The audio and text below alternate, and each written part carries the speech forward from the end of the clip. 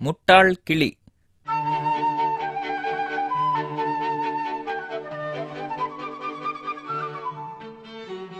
ஒரு ஊர்ல ஒரு வியாபாரி திறமையான கிளி ஒண்ணு வாங்கிட்டு வந்தான். அந்த கிளி தான் பார்க்கறதையும் கேட்கறதையும் நல்லா ஞாபகம் வச்சுக்கும். ஒரு நாள் வியாபாரி வீட்டுல வேலை செய்யற பானு ஒரு வெள்ளித்தட்டை திருடிட்டா.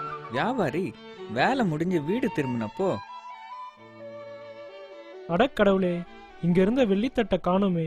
பானு, அத நீ பாத்தியா? வெள்ளித்தட்டா? எனக்கு தெரியாது எஜமா. ஆனா பானு திருடுனத கிளி பார்த்திருந்தது. எஜமா, எஜமா, பானு வெள்ளித்தட்டை திருடுனத நான் பார்த்தேன். நான் திருடல எஜமா. இந்த கிளி பொய் சொல்லுது. நான் வேணும்னா நிரூபிச்சு காட்டுறேன். அப்படின்னா உனக்கு ஒரு நாள் அவகாசம் தரேன்.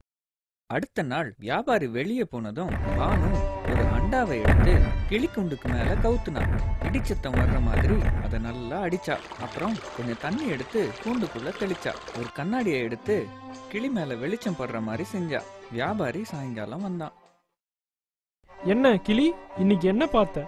இன்னைக்கு நல்ல இடி மின்னல் மழை இருந்ததால எனக்கு எதுவுமே பார்க்க முடியல, கேட்கவும் முடியல.